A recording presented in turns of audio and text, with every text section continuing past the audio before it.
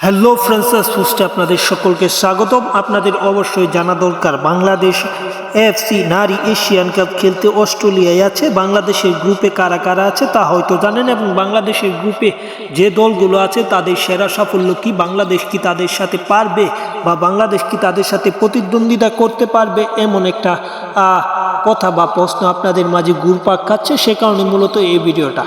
এখন পর্যন্ত বাংলাদেশ বি গ্রুপে আছে, যেখানে বাংলাদেশের প্রতিপক্ষ হয়তো আপনারা জানেন চীন, উত্তর কোরিয়া, উজবেকিস্তান এবং বাংলাদেশ। এই চার দল নিয়ে মূলত বি গ্রুপ গঠিত। এই গ্রুপে প্রথমবারের মতো অংশ নিবে বাংলাদেশ এই টুর্নামেন্টে, এবং আর একদিন বাদে বাংলাদেশের ম্যাচ আছে। মূলত পরবর্তীতে বাংলাদেশ এই গ্রুপে প্রথমবারে অংশ নিবে, সেই হিসেবে বাংলাদেশ তরুণ দল।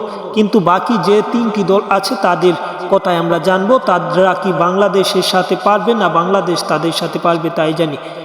আছে উজবেকিস্তান, তারা এবার নিয়ে ষষ্ঠবারের মতো নারী এশিয়ান কাপ ফুটবলে অংশগ্রহণ করছে, সেই হিসেবে উজবেকিস্তান ভালো দল বলাই যায়। তারপর আছে উত্তর কোরিয়া। উত্তর কোরিয়া যে দলটা, সে দলটা মূলত উইমেন্স এশিয়া কাপে এখন পর্যন্ত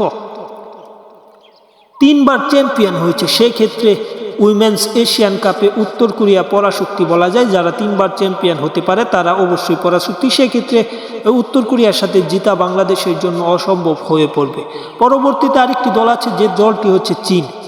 চীন এখন পর্যন্ত উইমেন্স এশিয়া কাপের সবচেয়ে শক্তিশালী দল, কেননা তারা সবচেয়ে সফল দলও বটে। এখন পর্যন্ত তারা 9বার এই সেরা সাফল্য তাদের, 9বার তারা চ্যাম্পিয়ন হয়েছে। সেই হিসেবে 9বার চ্যাম্পিয়ন হওয়া একটা দলের বিপক্ষে বাংলাদেশ ড্র করা কিংবা ছোট ব্যবধানে হারায় বাংলাদেশের লক্ষ্য থাকবে।